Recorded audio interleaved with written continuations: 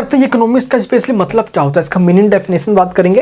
पहले यहाँ पे हम एक चीज़ समझते हैं। पहले ये बहुत समय जब इंसान धरती पे आया ही था और शिकार करके अपना पेट भरा करता था, शिकार करके हंटिंग किया करता था वो, ठीक है। लेकिन यहाँ पे एक नॉर्मल डे की मैं बात करूँ, इंसान क्या करता है यहाँ पे, ये तो जब की बात है, जब 10,000 साल पहले की ये कंडीशन है। लेकिन एक नॉर्मल डे के इंसान की बात करूँ मैं, तो इंसान एक फूड गैदरर हो गया। क्या करता है वो इंसान है, फाइंड फूड, सिर्फ चाहिए था खाना, पेट भरना है हमें। धरती पे इतना पहले ऐसा तो है नहीं कि भाई नहीं रिसोर्सेज इकट्ठे करने, रिसोर्सेज चाहिए, ऐसा तो नहीं था, सिर्फ पेट भरना था। एंड अब इसी पेट के लिए इंसान संघर्ष करता, स्ट्रगल करता, फाइट फॉर फूड।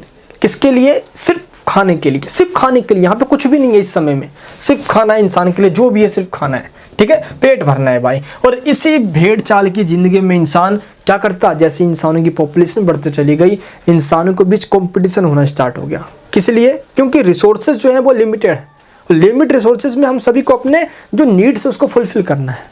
अपनी ज़रूरतों को पूरा करने के लिए इंसानों के बीच में संघर्ष होने लग गया। तो क्योंकि इंसान, लोग तो बहुत सारे हैं, लेकिन जो रिसोर्सेज हैं जो लोगों की नीड्स को फुलफिल करे वो बहुत लिमिट है। इसलिए हमारा आता है क्या, इकोनॉमिक्स, जो ये बताता है कि किस तरीके से हम जो रिसोर्सेज लिमिट है हमारे पास, उसको हम अपने लिए इस तरीके से यूज़ करें ताकि हमें सेटिस्फैक्शन मिले। अब ये कैसे होगा, इसी को हम जानने वाले हैं इकोनॉमिक्स के अंदर। समझ आया आप सभी को? देखिए यहाँ पे क्या है, protect yourself from other animals. एक समय ऐसा आया कि जब इंसानों को ये लगा कि ना भाई अब मैं अपने पास रिसोर्सेज इकट्ठे करूँगा, अब मुझे दूसरे से भाई मुझे अपने सिक्योर करना है, अपने आप को प्रोटेक्ट रखना है ताकि वो मेरे पे अटैक करके मेरा रिसोर्स ना छीन ले। सेम यही कंडीशन आज इंसानों में आ गई है कि किस तरीके से इंसान बहुत तेज से कॉम्पिटिशन कर रहा है, क्योंकि पॉपुलेशन ज़्यादा है, इंडस्ट्रियलाइजेशन आ गया, एग्रीकल्चर की जगह पे इंडस्ट्रीज आ गए हैं। अब ये ही देखने वाले हैं हम इस पूरी इकोनॉमिक्स के अंदर कि क्या पूरा आपका ये जो पूरा दिख रहा है आसपास का पूरा ये चीज़, ये कहीं ना कहीं एक इकोनॉमिक सेक्टर के रूप में डिनोट किया जाता है। कैसे करते हैं हम इसको हम जानेंगे।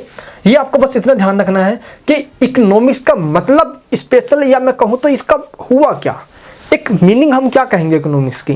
क्या इसके मीनिंग हम सिंपल ये कहें किस लिमिट्स रिसोर्सेज का किस तरीके से यूटिलाइज करें ताकि हमें सेटिस्फैक्शन मिल जाए।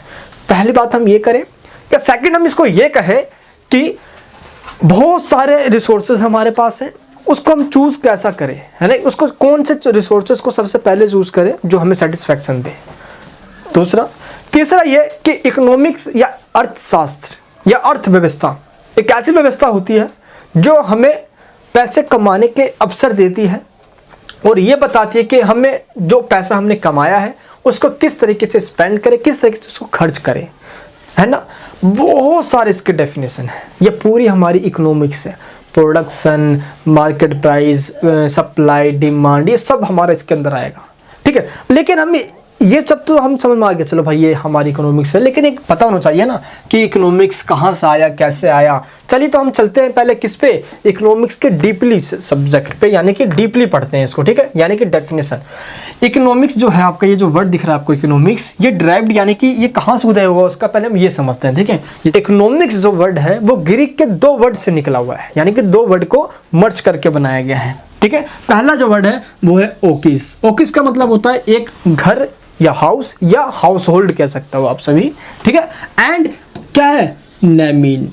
क्या है, नेमिन। नेमिन का मतलब होता है मैनेज, कैसे करते हैं, टू मैनेज। समझ में आया आप सभी को? यानी कि ओकिस का मतलब होता है घर, सिंपल एक हाउस कहते हैं हम, एंड नेमिन का मतलब होता है टू मैनेज। घर को किस तरीके से मैनेज करे ये हमें इकोनॉमिक बताता है। क्या बताता है? ये हमें बताता है इकोनॉमिक्स। इकोनॉमिक्स क्या बताता है कि घर को किस तरीके से मैनेज करें। अब घर को मैनेज करने का मतलब ये है कि घर में हम जो भी हमारा जो पूरे ईयर का जो हमारा बजट है कि यहाँ पे ये खर्च करना है, अच्छा राशन पे ये खर्च करना है, बच्चों की फीस पे ये खर्च करना है, लिपस्टिक पे ये खर्च करना है, मेकअप पे ये खर्च करना है, बीबी पे खुश करने पे ये खर्च करना है, गर्लफ्रेंड पे, बॉयफ्रेंड पे, ये बहुत सारे तमाम खर्चे आ जाते हैं। अब ये घर के खर्चों में हम कैसे मैनेज करें ये बताता है हमें इकोनॉमिक्स। आई होप आप समझ गए होंगे कि ये डेफिनेशन जो कह रहा है हमने पहले सिर्फ इसको समझा है। क्या? Managing an household. हम अपने घर को किस तरीके से मैनेज करें, यानी कि जितना भी हमारे पास पैसा है उसी पैसे को हम किस तरीके से खर्च करें ताकि हमें मैक्सिमम सेटिस्फैक्शन मिल जाए। That is known as economics. समझ में आ गया आप सभी को? इकोनॉमिक्स किसे कहते हैं? बहुत सारे इसके डेफिनेशन है, ध्यान रहे, लेकिन इस वर्ड से यही इसका मतलब निकल कर आ रहा है। चलिए अब यहाँ पे एक चीज़ देखते हैं हम।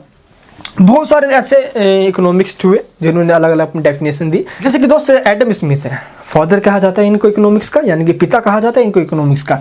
एडम स्मिथ ने वेल्थ की थ्योरी दी है ना, एंड मार्शल ने वेलफेयर की थ्योरी दी, एंड रॉबिन्स ने स्केर्सिटी की थ्योरी दी, एंड सैमुअल ने किसकी, ग्रोथ की थ्योरी दी। अब ये चारों का मतलब क्या है? देखो इन चारों का इकोनॉमिक्स में बहुत ज़्यादा और बहुत डीपली मतलब है, मीनिंग।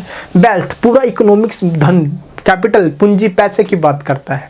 पैसा किस तरीके से सर्कुलेट होता है, रेगुलेट होता है, एंड किस तरीके से मैनेज होता है, ये हमें इकोनॉमिक्स बताता है। पर कैपिटा इनकम, पूरे देश की इनकम कैसे डिटरमाइन करे, मार्केट प्राइस कैसे डिटरमाइन करे, ये सब कुछ हमें बताएगा ये, ठीक है। वेलफेयर, सोसाइटी में वेलफेयर करने का तरीका एकमात्र जो है वो आपको इकोनॉमिक्स है, जो किस तरीके से पॉलिसी मेकिंग की बात करेगा। एंड स्केर्सिटी, ये सबसे बड़ी प्रॉब्लम है।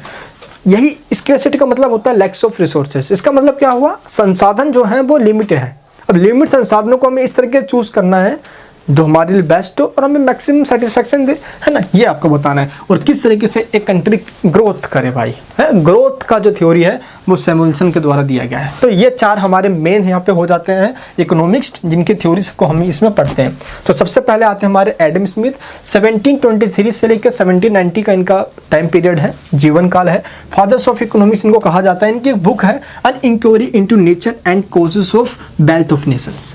इनकी ये बुक है जो कि 1776 में पब्लिश की गई थी, ठीक है। इनमें इन्होंने डेफिनेशन दिया था क्या, कि defined economics as the practical science of production and distribution of wealth. यह उत्पादन और डिस्ट्रीब्यूशन ऑफ वेल्थ, धन का किस तरीके से बंटवारा किया जाए, इसके बारे में ये अपनी बुक्स में बताते हैं। किसमें, वेल्थ ऑफ नेशन, शॉर्ट में कहा जाता है इसको वेल्थ ऑफ नेशन। आप इसको इस तरीके से याद कर सकते हो। नेक्स्ट है हमारे मार्शल, अल्फ्रेड मार्शल कहा जाता है इनको। 1842 से 1924 तक इनका टाइम पीरियड रहा। बेसिकली दोस्तों प्रिंसिपल्स ऑफ इकोनॉमिक्स इनके बुक का नाम है। 1890 में ये बुक पब्लिश की गई थी।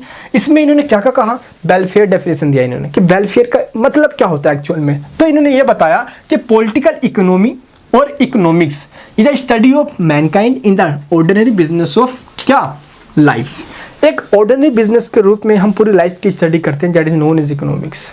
ये बता रहे हैं जिस तरीके से एक इंसान का मतलब पूरा मैनकाइंड मतलब पता क्या होता है, पूरा इंसान का किस तरीके से आज के कंडीशन में, कल के दिन में एक इंसान के अंदर क्या क्या चेंजेस आए।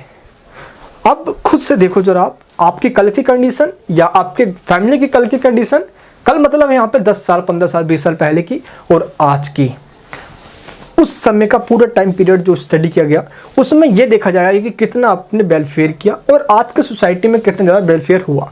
विकास का डिनोट किया जाता है इसको कहते हैं मैनकाइंड के रूप में, ऑर्डिनरी बिजनेस के रूप में स्टडी करना। It examines that part of individual and social action which is most closely connected with the किससे, attainment and with the use of the material request of wellbeing.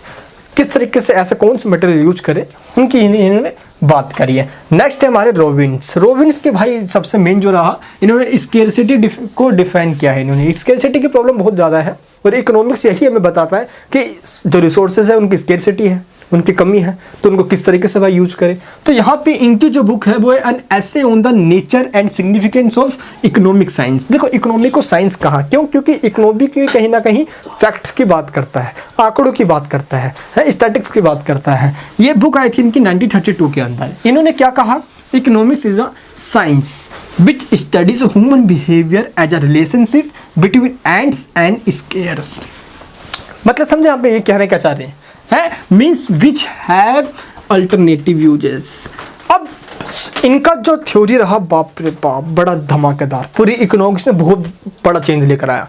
क्योंकि सबसे पहले इन्होंने जब इन बताई स्केर्सिटी की जो प्रॉब्लम बताई, और सच में ऐसा होता है। अभी आप पढ़ोगे इसके अंदर कैसे हमारे जो नीड्स होते हैं, जो हमारे वांट्स होते हैं, यानी जो हमारी इच्छाएं हैं, आकांक्षाएं हैं, वो बहुत यानी कि अनलिमिटेड है।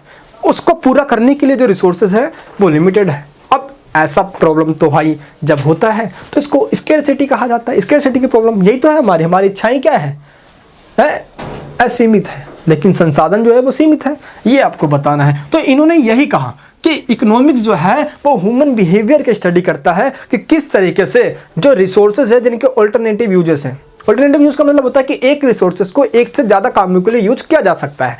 जैसे कि दूध को, है ना, दूध से दही भी बनाया जा सकता है, है ना, और दूध से मक्खन भी बनाया जा सकता है, खोया भी बनाया जा सकता है, तो उसको बहुत सारे यूजेस है। लेकिन हम दूध से ऐसा क्या चीज़ बनाएं जो हमें मैक्सिमम सेटिस्फेक्शन देगा, समझ में आएगा, इसको बोलते हैं अल्टरनेटिव यूजेस। तो यहाँ पे बताते हैं कौन, ये बात कर रहे हैं रॉबिन्स के द्वारा, समझ में आ गया आप सभी को। तो ये आपको ध्यान रखना है, ये यहाँ पे इसकी बात कर रहे हैं, हम इकोनॉमिस्ट के बारे में ये पढ़ क्यों रहे हैं, आपको और क्लियरली समझ में आ जाएगा डेफिनेशन जितनी भी आप ये पढ़ रहे हो यहाँ पे, ठीक है। तो आपको और अच्छे समझ में आएगी कि कौन से थिंकर्स क्या कर रहे हैं, क्योंकि जितने भी इकोनॉमिक्स थे कहीं ना कहीं इकोनॉमिक्स का ग्रोथ करने में और इनकी डेफिनेशन जो है बहुत पावरफुल होती है इसको समझने में, ठीक है। एंड एंड्स की बात करते हैं। एंड्स का मतलब पता क्या होता है, साध्य। साध्य मतलब इंसान की इच्छाएं, लक्ष्य क्या है, ह्यूमन वांट्स, इंसान की इच्छाएं। एंड मीन्स का मतलब है resources with which wants are fulfilled, यानी कि मीन्स का मतलब होता है साधन। ऐसे कौन से रिसोर्सेज हैं जो इंसान के एंड्स को, एंड्स मतलब वांट्स को फुलफिल कर सके। मैं सिंपल शब्दों में बताता हूँ, एक इंसान को इच्छाओं को पूरा ऐसा कौन सा संसाधन करेगा, उसको ही हम क्या कहते हैं, जो संसाधन पूरा करेगा उसको मीन्स कहते हैं, और इंसान की जो इच्छाएं हैं उसको एंड्स कहा जाता है। अब इकोनॉमिक्स लैंग्वेज में आओगे आप तो थोड़ा आपको प्रोफेशनल चलना पड़ेगा। वांट्स इच्छाएं है ना, और मीन्स जो उन वांट्स को पूरा करने का रिसोर्स है। समझ आ गया आप सभी को। चलिए नेक्स्ट है सैमुएल्सन। अब भाई सैमुएल्सन की थ्योरी बड़ी तगड़ी रही है भाई। ग्रोथ डेफिनेशन इन्होंने दे दिया, the study of how man society choose with or without the use of money to employ scarce productive resources which could have alternative uses. Same वही बात कर रहे हैं, जिनका अल्टरनेटिव यूजेस है ना, उसको किस तरीके से एक सोसाइटी या इंडिविजुअल पर्सन उसको चूज करता है ताकि उसको सेटिस्फैक्शन मिले, है ना, to produce various commodities over time, है ना। एक के मतलब कि एक टाइम पीरियड के अंदर जो उत्पादन किया जाता है उसमें हम कौन सा चूज करें, एंड डिस्ट्रीब्यूट देम फॉर क्या consumptions now and in the futures among various people and groups of society. समझ में आ गया आप सभी को। ये यहाँ पे कहते हैं ग्रोथ डेफिनेशन की कि अब इतने रिसोर्सेज के अंदर हम ऐसा कौन सा रिसोर्सेज चूज करें, क्योंकि रिसोर्सेज का अल्टरनेटिव यूजेस है। यहीं पे एक प्रॉब्लम होता है और यही प्रॉब्लम हमारे ग्रोथ को रोक सकता है। इसलिए ग्रोथ के हमें पूरा मतलब प्रोग्रेस करने के लिए ये जरूरी चीज़ है ताकि हमें ये पता चल सके कि हमें किसका प्रोडक्शन करना है और कितना कंजप्शन करना है। प्रोडक्शन मतलब होता है उत्पादन, और जो हमने बनाया है उसका हम जब भी यूज़ करेंगे उसको बोलेंगे कंजप्शन, ठीक है, वो भोग कहेंगे उसको। क्लियर दोस्तों। चलिए एंड ये यहाँ तक थे हमारी डेफिनेशन। अब डेफिनेशन के बाद ये आती है एक थ्योरी है ना इकोनॉमिक्स के अंदर।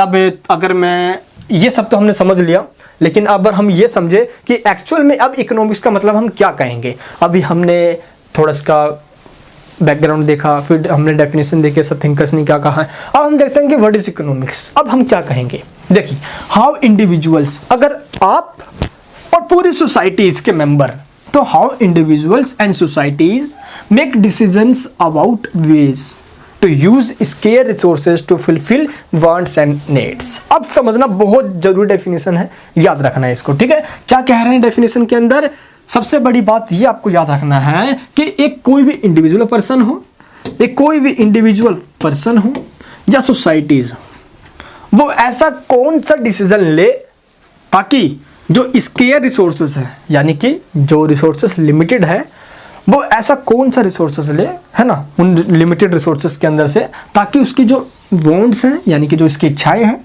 और जो इसकी ज़रूरतें हैं वो पूरी हो जाए। यही हमारी इकोनॉमिक्स कहलाएगी, यानी कि ऑल्टरनेटिव यानी कि विकल्पिक या वैकल्पिक कहते हैं इसको हिंदी में, वैकल्पिक संसाधनों का चयन करने की समस्या है इकोनॉमिक्स।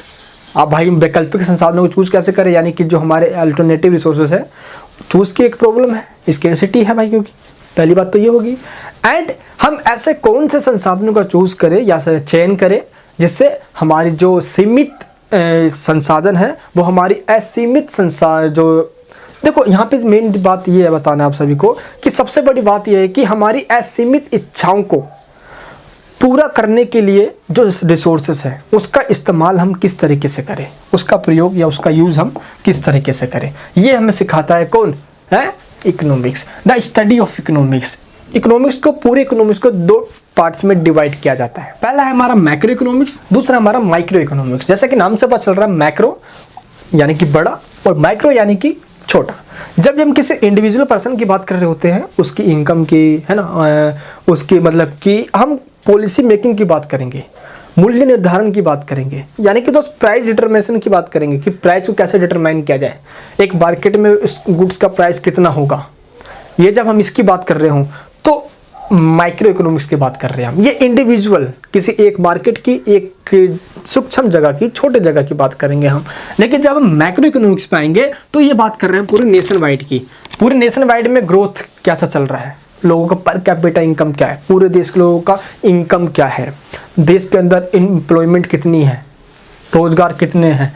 जब हम इसकी बात करेंगे तो आएगी हमारी बात किसकी, मैक्रो, नेशन वाइड बात करेंगे हम तो मैक्रो इकोनॉमिक्स। और जब हम किसकी, माइक्रो इकोनॉमिक्स की बात करेंगे तो how individuals make economic decisions, एक इंडिविजुअल पर्सन कैसे अपने इकोनॉमिक डिसीजन को बनाता है ना। और मार्केट में किसी भी गुड्स का प्राइस कैसे डिटरमाइन किया जाता है, यानी कि प्राइस कैसे फिक्स किया जाता है, ये सब हम बात करते हैं माइक्रो इकोनॉमिक्स के अंदर। तो मैक्रो और माइक्रो, आई होप आपको समझ में आ चुका होगा किसे कहते हैं। ये होता है इंडिविजुअल लेवल पे और ये होता है पूरा नेशन वाइड लेवल पे। जब पूरे देश की पर कैपिटा इनकम निकालने की बात की जाए, नेशनल इनकम निकालने की बात की, जैसे कि भारत के अंदर पर कैपिटा इनकम जो चंडीगढ़ के लोग हैं उनका सबसे ज़्यादा है ना। तो जब ऐसी बात की जाए तो हम बात करेंगे इसकी मैक्रो इकोनॉमिक्स की।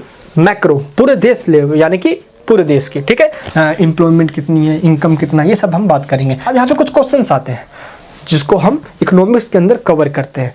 व्हाट टू प्रोड्यूस, हमें उत्पादन क्या कर रहा है, उत्पादन कैसे करना है, उत्पादन क्यों करना है, ये जो प्रॉब्लम है स्केर्सिटी की, ये क्यों आती है, कैसे आती है, इन सभी बातों का डिस्कशन हम इकोनॉमिक्स में करते हैं, ठीक है। तो एक बंदे दोस्त उसकी जो इच्छाएं हैं, है ना, यानी कि हमारी जो वॉन्ट्स है, उसी की वजह से मेन स्केर्सिटी की प्रॉब्लम खड़ी होती है ना। क्योंकि भाई आपको पता है कि हमारी इच्छाएं तो बहुत ज़्यादा है। व्हाट आर रिसोर्सेज, अब रिसोर्सेज क्या है, रिसोर्सेज वो सब कुछ है, यानी कि उन सभी को हम रिसोर्सेज कहेंगे, यानी कि हर वो चीज़ रिसोर्स है जो इंसान को सेटिस्फैक्शन देती है, हर वो चीज़ रिसोर्स है। समझा, इकोनॉमिक्स के अंदर बता रहा हूँ मैं। The things use to make other goods, यानी कि वो चीज़ जो किसी भी गुड्स को बनाने के लिए यूज किया जाए, वो भी रिसोर्सेज है। समझ आ गया आप सभी को। देख, जैसे कि हम कुछ भी बनाने की बात करें, गाड़ी है ना, यहाँ पे देख सकते हो, यहाँ पे इमेजेस दिखा दी गए, तो जिसको बनाने के लिए यूज किए जाएंगे उन सबको हम क्या कहते हैं, रिसोर्सेज कहते हैं। नेक्स्ट है scarcity, unlimited wants and needs but limited resources. हमारे जो अनलिमिटेड वांट्स और नीड्स है, लेकिन जो रिसोर्सेज हैं वो क्या है, वो लिमिटेड है, उसको कहते हैं प्रॉब्लम ऑफ स्केर्सिटी, कमी, ठीक है। ये देखिए भाई, जेब में पैसा है नहीं लेकिन हमारी इच्छाएं हैं, अरे यार कल जी आपको वहाँ लेकर जाना है, कल जी आपको लोधी गार्डन लेकर जाना है, लोधी गार्डन, कभी मेट्रो से जाएंगे, कभी वहाँ जाएंगे, कभी उसने चॉकलेट मांग लिया, कभी उसको देना पड़ेगा, है ना। फिर हमारी एक इच्छाएं पूरी हो जाएगी, फिर दूसरी इच्छाएं आ जाएगी, अरे यार नहीं अब मेरे को ना एक बाइक लेनी है, नहीं अब मैंने एक बाइक ले ली यार, मेरे को घर लेना है, गाड़ी लेना है, बंगला लेना है, बहुत सारी हमारी इच्छाएं होती है, लेकिन इच्छाएं पूरी कितनी होती है। ये जेब पर हालत दिख लो भाई, जेब तो इंसान की खाली रहती है, लेकिन इच्छाएं, इंसान की जो वांट्स है वो बहुत ज़्यादा होती है, ठीक है। तो यही जो प्रॉब्लम है, यानी कि इंसान के पास इच्छाएं बहुत ज़्यादा है, उसके पास बाउंड्स बहुत है, उसकी जो इच्छाएं हैं बाउंड्स, है ना, लेकिन जो रिसोर्सेज है वो लिमिटेड है। इसी वजह से एक प्रॉब्लम खड़ी होती है, वो है चॉइस की प्रॉब्लम। कौन सी है, चॉइस की प्रॉब्लम। अब हमें चॉइस करना है कि हमारी जो इतनी सारी इच्छाएं हैं उसमें से ऐसी कौन सी एक इच्छाएं हैं जिसको हमें पहले फुलफिल करना है उन लिमिटेड रिसोर्सेज में, जो हमें satisfaction they at the time of choose. समझ में आ गया आप सभी को। तो इस तरीके से हम जो प्रॉब्लम आती है हम चूज करते हैं, यानी कि because all resources goods and services are limited we must make choice. समझ में आ गया आप सभी को। इसलिए हमें क्या करना है, हमें चूज करना है। अब चूज क्या करना है कि भाई मान लो कि मेरे को पिज्जा खाने में सेटिस्फैक्शन मिल रहा है या रोल खाने में सेटिस्फैक्शन मिल रहा है, तो मैं पहले ये देखूंगा, मेरी इच्छा ऐसे दोनों खाने की है, तो दोनों में से मैं पहले ये देखूंगा कि मेरे को सबसे अच्छा कौन सा चीज़ लगता है, या पिज्ज़ा या रोल, मैं जाऊँगा रोल की तरफ। समझ आ गया सभी को। तो ये प्रॉब्लम होती है हमारी स्केर्सिटी की प्रॉब्लम। ये जो चूज की प्रॉब्लम है ये मेरे आपके साथ नहीं है, इस धरती पर जितने भी अर्थ पे जितने भी लोग हैं सब पे इम्प्लीमेंट होता है, ठीक है, ध्यान रहे। चलिए अब ये भाई हम चूज क्यों करें, क्यों हम किसी को चॉइस की प्रॉब्लम क्रिएट होती है, ठीक है। देखिए we make choice about how we spend our money, time and energy so we can fulfill our needs and wants। हम इसलिए कोई चीज़ चॉइस करते हैं ताकि हम अपनी मनी, टाइम, एनर्जी, अब देखो ये मनी, टाइम और एनर्जी, ये जो तीन चीज़ है ना, ये हमारी कैपिटल है एक तरफ से देखा जाए तो, क्यों, जिसको हम एक्सपेंड करके हम अपने नीड्स और वांट्स को फुलफिल करते हैं। अब हम बात करते हैं ये नीड्स और वांट्स, इसमें डिफरेंस क्या है, इसमें डिफरेंस क्या है। नीड्स मतलब मेरी जो ज़रूरत है, वॉन्ट्स मतलब मेरी जो इच्छाएं हैं। एक इंसान की इच्छाएं बहुत हो सकती है। आपने महात्मा बुद्ध जी की वो लाइन पढ़ी हो, जो प्राप्त है वो पर्याप्त है, तो समझ आ जाएगा आपको, ठीक है। हमारी जो इच्छाएं है वो दुख का कारण है, महात्मा बुद्ध जी ने ऐसा कहा था ना, याद हो तो आपको। तो यहीं पे हम जब नीड्स की बात करते हैं तो नीड्स के अंदर आता है हमारा फूड, शेल्टर, क्लोथिंग, बस हमारी यही तो नीड है। कपड़ा, घर, मकान है, ज़्यादा ज़्यादा बीवी ले लोगे बस, नीड्स, काम खत्म। लेकिन जब बात करते हैं इच्छाएं की, वांट्स की, तो हमें क्या चाहिए? हमें लग्जरियस चीज़ चाहिए। बीवी तो चाहिए, लेकिन हमें एक अलग से घर वाले के साथ एक बाहर वाली भी चाहिए है। फिर हमें बाइक चाहिए, फिर हमें फैंसी फूड खाना है, तो हमें मतलब कि एक बड़ा सा बंगला चाहिए, हमें क्लोथिंग घूमना है, टीवी बड़े बड़े चाहिए, ज्वेलरी चाहिए, लग्जरियस आइटम्स की बात करते हैं तो हमारी इच्छाएं आ जाती हैं। अब ये किसान की इच्छाएं, किसकी इच्छाएं नहीं होती? मुझे बड़ा बंगले में रहना है, अरे यार मुझे तो उससे शादी करनी है यार, मुझे अरे यार बस एक बार सनी लियोन मिल जाए यार, बस मज़ा आ जाएगा। तो ऐसे ऐसे होते नहीं है, तो हमारी एक इच्छाएं हो जाती है, ठीक है। तो ये आपको ध्यान रखना है ना। यानी कि अब देखिए यहाँ पे एक चीज़ देखते हैं हम। अब आपका कभी मन करेगा पानी पीने, कहीं बोलेगा नहीं मुझे कोका कोला पीना है, अरे नहीं मुझे अब कॉफ़ी पीना है, अरे नहीं मुझे अब मेरे को जूस पीना है। तो ऐसे ही हमारे बहुत सारी इच्छाएं निकलते रहती है, ठीक है। तो ये आपको ध्यान रखना है, क्लियर है। अब यहाँ पे हमारा एक नेक्स्ट पॉइंट आता है, economics is about positive and normative. ये पॉजिटिव और नॉर्मेटिव इकोनॉमिक्स किसे कहा जाता है? बेसिकली पॉजिटिव की बात करूँ तो पॉजिटिव इकोनॉमिक्स बात करता है फैक्ट्स की। जब भी सोसाइटी के अंदर आंकड़ों की बात की जाए, आंकड़े मीन्स कि लोग कैसे रहते हैं, कितना कमाते हैं, कितना खाते हैं, मतलब कि टोटल आंकड़ों पे बात की जाए, स्टैटिस्टिक्स की बात की जाए, तो हम बात करते हैं पॉजिटिव इकोनॉमिक्स की। एंड जब हम बात करते हैं नॉर्मेटिव, तो नॉर्मेटिव में बात की जाती है कि एक इंसान को क्या करना चाहिए, ये क्यों करना चाहिए। यानी कि जब हम बात कर रहे हैं कि ये हो रहा है, ऐसा हो रहा है, ऐसा चल रहा है, तो बात होती है पॉजिटिव की, यानी कि टोटली फैक्ट्स की विद स्टैटिस्टिक्स के साथ बात करते हैं। लेकिन नॉर्मेटिव में ऐसा होना चाहिए, ऐसा होना चाहिए, तो हम बात करते हैं जहाँ पे चाहिए, शुड का यूज किया जाएगा, वहाँ पे नॉर्मेटिव कहलाएगा। समझ में आ गया? चलिए थोड़ा सा हम डेफिनेशन जानेंगे तो आपको और अच्छे से समझ में आ जाएगा। देखिए हम बात करते हैं पॉजिटिव साइंस। पॉजिटिव साइंस मतलब पॉजिटिव इकोनॉमिक्स है, ठीक है। क्योंकि हमने इकोनॉमिक्स को भी साइंस के साथ डिनोट किया है, इसलिए, ठीक है। चलिए, it only describes what it is. वो चीज़ क्या है बस ये डिस्क्राइब करता है, क्या? पॉजिटिव वाला, ठीक है। चलिए नेक्स्ट है पॉजिटिव साइंस या positive economics does not indicate what is good or what is bad to the society. Society के लिए क्या सही है, क्या गलत है, ये पॉजिटिव इकोनॉमिक्स नहीं बताता। नेक्स्ट पॉइंट क्या है? It will simply provide results of economic analysis of a problem. बस ये कोई भी समाज की या सोसाइटी की जो प्रॉब्लम है, बस सिंपली उसको ये एनालाइज करता है, बस वो बताते हैं कि हाँ भाई ये प्रॉब्लम है, ये उसका सोल्यूशन नहीं बताता, ठीक है। चलिए नेक्स्ट क्या है? A positive statement is based on facts. मैंने क्या बताया, ये स्टैटिक्स पे बेस्ड है, आंकड़ों पे बेस्ड है, ये फैक्ट्स पे। 2012 के अंदर बाढ़ आए, इतने लोग मारे गए, ये दिक्कत हुआ, इससे हमारी इकोनॉमी पे ये इम्पैक्ट पड़ा। ये सारी बात जब बात आती है तो हम फैक्ट्स की बात करते हैं। कोरोना आया, कोरोना की वजह से इतने सारे लोग अनएम्प्लॉयमेंट हो गए, बेरोजगार हो गए। बेरोजगार होने की वजह से हमारी जीडीपी की ग्रोथ रुक गई। पता नहीं तो दोस्त हमारी जीडीपी माइनस में चली गई थी यार। तो जब हम ऐसी बातें करते हैं तो बात आती है पॉजिटिव इकोनॉमिक्स की, यानी कि फैक्ट्स की। लेकिन जब हम बात करते हैं नॉर्मेटिव साइंस यानी कि नॉर्मेटिव इकोनॉमिक्स की, तो हम बात करते हैं कि ऐसा है तो ऐसा होना चाहिए। It makes distinctions between good and bad. समझ आ गया सभी को? ये गुड और बैड क्या है एक चीज, यानी कि इंसान के लिए, इसके बीच में ये डिफरेंसेस बताता है, हमें डिस्ट्रक्शन करता है, ठीक है। It prescribe what should be done to promote human welfare. Society के लिए क्या सही है और क्या गलत है ये तो बताता ही है, साथ ये भी बताता है कि एक इंसान के लिए क्या बेहतर और हो सकता है ताकि उसका वेलफेयर हो, सोसाइटी का विकास हो। A normative statement involves ethical values. किसको जोड़ता है? ये एथिकल वैल्यूज को भी जोड़ के चलता है। एथिकल मतलब क्या होता है? जो आपके लिए मोरलिटी है, नैतिकता की बात भी करेगा, साथ ही साथ आपके प्रोग्रेस के लिए, इंडिविजुअल हर एक पर्सन के प्रोग्रेस, विकास, डेवलपमेंट के लिए भी बात करेगा। नेक्स्ट है पॉलिसी मेकिंग। ये बात करता है कि एक देश किस तरीके से पॉलिसी बनाए ताकि वो डेवलपमेंट करे।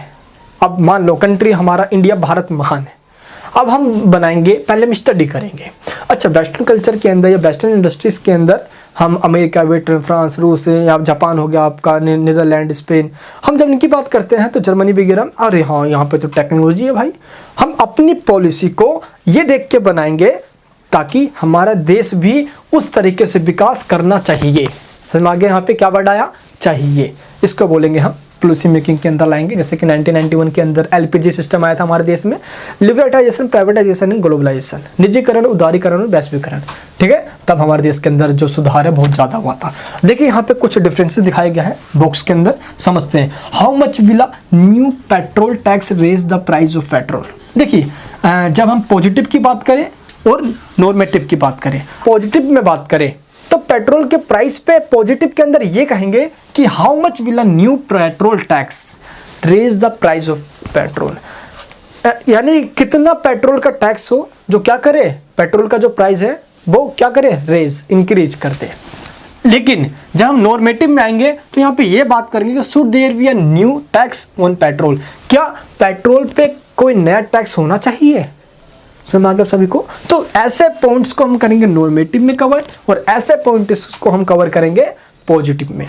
I hope you will be understand my feeling.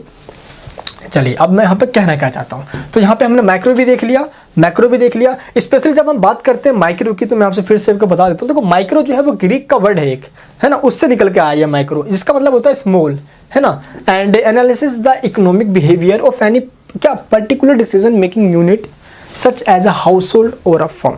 Simple एक हाउस होल्ड, एक घर की बात करेगा या एक फर्म की बात करता है, ये माइक्रो इकोनॉमिक्स कहलाता है। लेकिन जब दोस्तों हम बात करते हैं एक फर्म की नहीं, सभी फर्म, जितने भी देश के फर्म है ना, उद्योग है, इंडस्ट्रीज है, टोटल इंडस्ट्री जितने भी देश के अंदर इस समय है, तो हम बात करते हैं मैक्रो इकोनॉमिक्स की, ठीक है। Studies the flow of economic resources और factors of production from the households or resources owners to business firm and flow of goods and services from business firm to households। यानी दोस्तों किस तरीके से services और जो गुड्स का है फ्लो होता है हाउसहोल्ड और फर्म के बीच में, इसकी बात की जाती है इसके अंदर, ठीक है।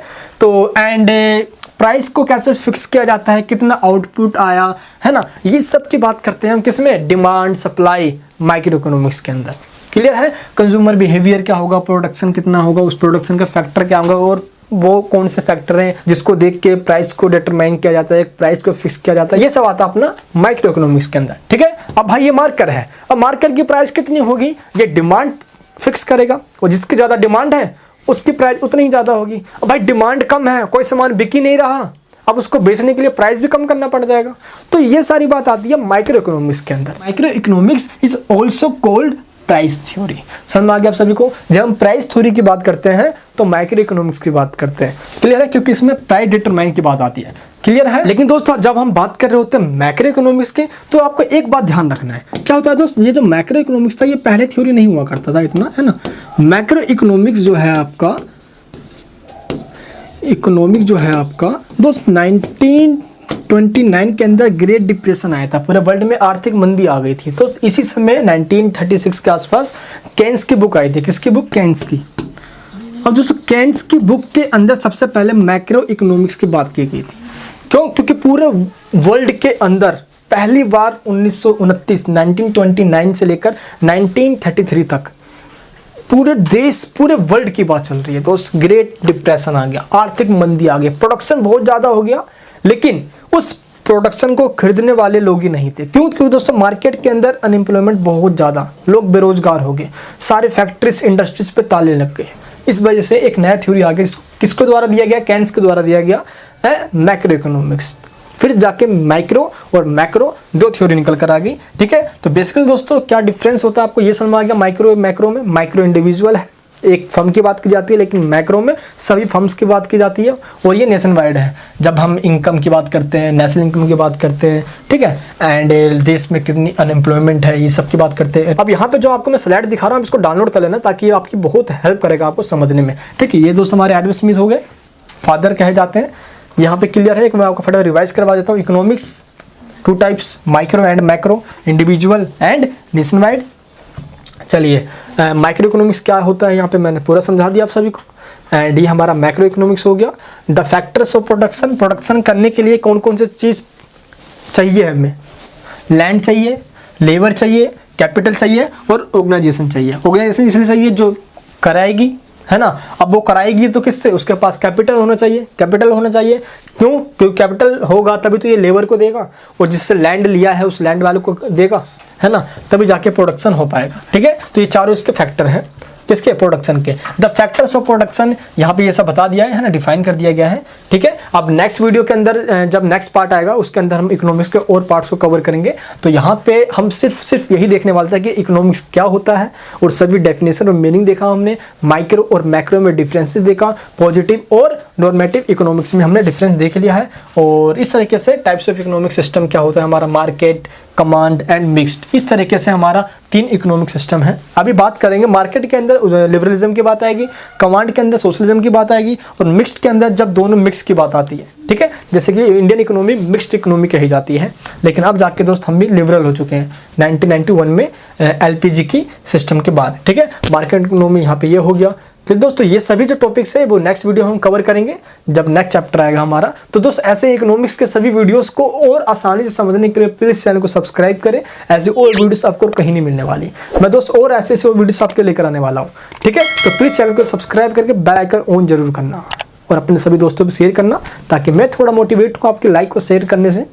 और अगर आप सब्सक्राइब करते हो तो ऐसे वीडियोस में और जल्द लेकर आने वाला हूँ सभी के लिए। जय हिंद, जय भारत।